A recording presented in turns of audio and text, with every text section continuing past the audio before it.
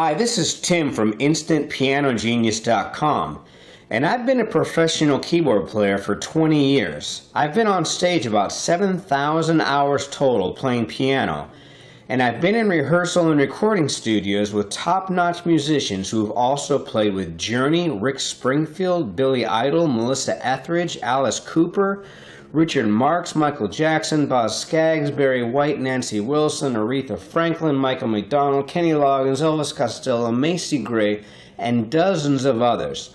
I'm a working musician, not a piano teacher. I know exactly what you need to know to become a professional keyboard player, or just how to sound like a pro as quickly as possible. Professional musicians don't talk about chords very much. They use a number system that your piano teacher probably won't even show you. In the next few minutes, I'm going to quickly teach you more about how to actually play the piano than you've probably learned taking lessons for months. Here's why I say if you can count to 8, you can become an instant piano genius. In fact, if you're not using this numbering system, you're wasting your time and effort. I'm going to move quickly, so watch this multiple times if you need to. Let's get started. First, hand fingering. When I talk about fingers, I'm going to count thumbs as being 1, and the next finger out being 2, 3, 4, and little fingers being 5. So just keep that in mind when I'm talking about fingering. 1, 2, 3, 4, 5. 1, 2, 3, 4, and 5. Next, on the piano, there's white notes and black notes, but they're all the same. Just think of them as being equal. And a half step is going from any one note to another note that's right next to it. So here to here is a half step. From here to here is also a half step. From here to here is also a half step. So it doesn't matter if it's white or black, just adjacent notes are a half step. Now a whole step means that there's a note in the middle. So from here to here is a whole step because this note is in the middle. From here to here is a whole step, of course, because there's a note in the middle. Here to here, just a half step. And from here to here is also a whole step because this note is in the middle. So just ignore the fact about some being white and some being black. A whole step means there's a note in the middle. A half step means there is no note between the two notes. Now, recognizing the notes on the piano, you probably already know that it goes from A to G, but just in case you don't, in order to find where the A is, you look for any cluster of 3 black notes and draw a line from the center black note out, and the A is right to the right of that line. So this is A. Now it just counts up sequentially in white notes.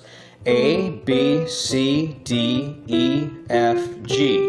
And once you get to G, then it comes around back to A. And you can tell this is an A because there are the 3 black notes again, and when you draw the line out, that's the A. So as you can see right there, this is an A, this is an A, this is a B, this is a C. And this is called, this is C, it's also called the center C. And C is found by either counting up from the A or taking the 2 black notes and then going to the left of the left one, and that's a C. And the reason that people use middle C is that a major scale in C uses all white notes, so it's a good place to start. So more importantly than the notes I just showed you, and now let's get into the numbering system now. Instead of going A, B, C, D, E, F, G, if we're playing an A, I'm going to think of it as 1, 2, 3, 4, 5, 6, 7. And once we've gone from A to G, and this is 7, we come back to A. So this would be 8. So this A is a 1, and this is an 8. And that's why I say if you can count to 8, you can be an instant piano genius. Now you could also think of this 8 as a 1 if you're going to continue on up. 1, 2, 3, 4, 5, 6, 7, 8. Okay, so now let's take middle C. This is the C, and if we were going to play a C major scale, it's in all white notes. So now, because we're talking about C, we're going to make the C 1. So this is 1, 2, 3, 4, 5, 6, 7, 8. And now I'm going to show you how you can play any major scale easily.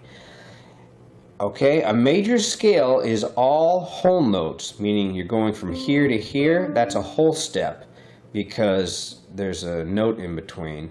Here to here is a whole step. So the only time in a major scale where there are half notes is between the 3 and the 4 and the 7 and the 8. Okay?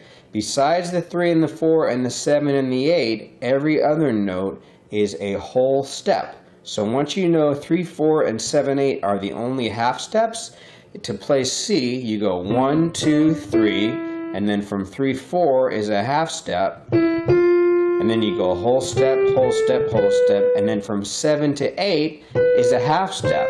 Now you can apply that to anything. So let's play a major scale in D. There's going to be black notes in it, but we know that the only half steps are between 3, 4, and 7, 8, right? So we're going to go whole step, whole step. So we're going to go 1, 2, 3, and then from 3 to 4 we're going to do a half step. So we know it goes to here. Then we're going to go whole step, whole step, whole step. And then we know that from 7 to 8 is a half step. So we're going to go from here to here. So as long as you remember 3, 4, and 7, 8 are the only half steps in a major scale, you have just learned how to play any major scale. Now, minor scales. A minor scale is all whole notes except between 2 and 3 and 5 and 6. Between 2 and 3 and 5 and 6. So the A minor scale happens to be all white notes. So let's take a look at that. So we're going to play a minor scale. It sounds sadder than a major scale. Okay? So we're going to make this 1 because we use the 1 for wherever we're starting with. So 2 and 3 and 5 and 6 are the only half steps. So we're going to go 1, 2, and then from 2 to 3 is a half step.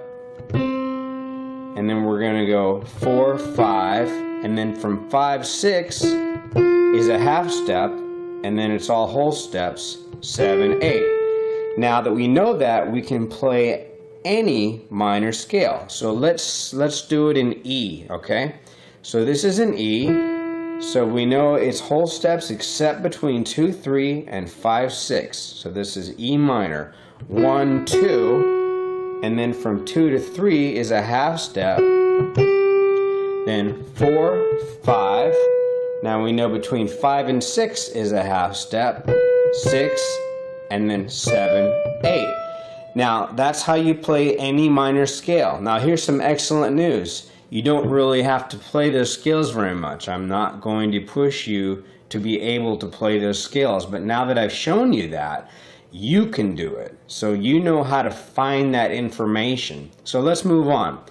Do you know what the difference between a major and a minor chord is? A major chord sounds happy, and a minor chord sounds sad. Can you tell the difference? Okay, so here's how to play any major chord.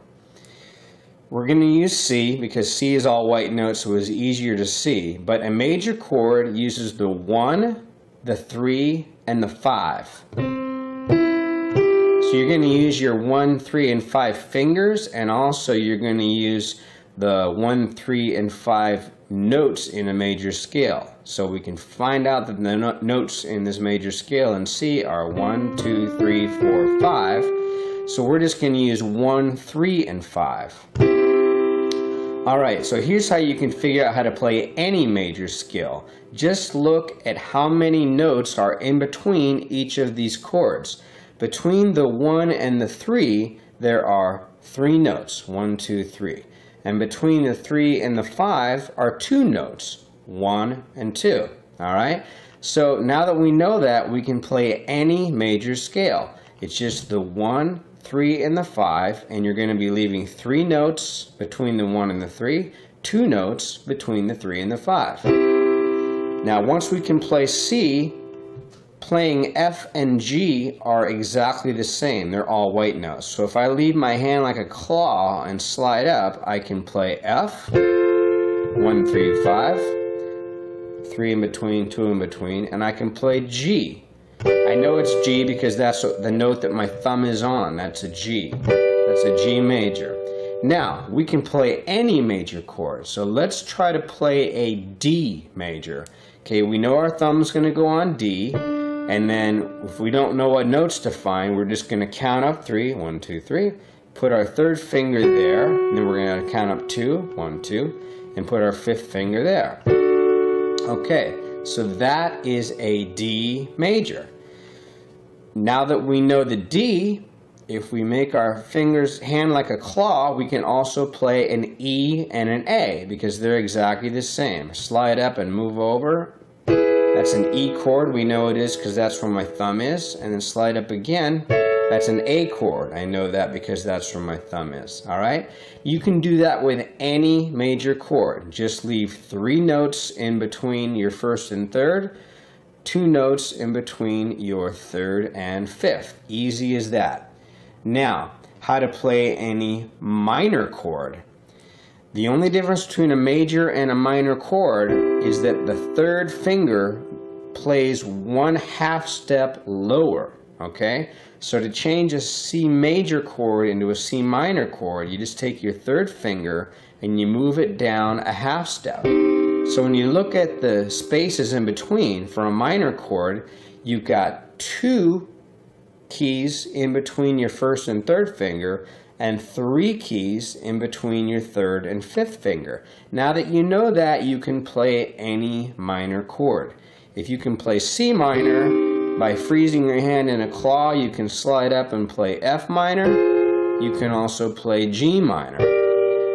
Now an A minor has no black notes in it. We know this is an A minor because our thumb is on the A. There's 2 spaces in between the first and third finger, and there's 3 spaces in between third and fifth finger.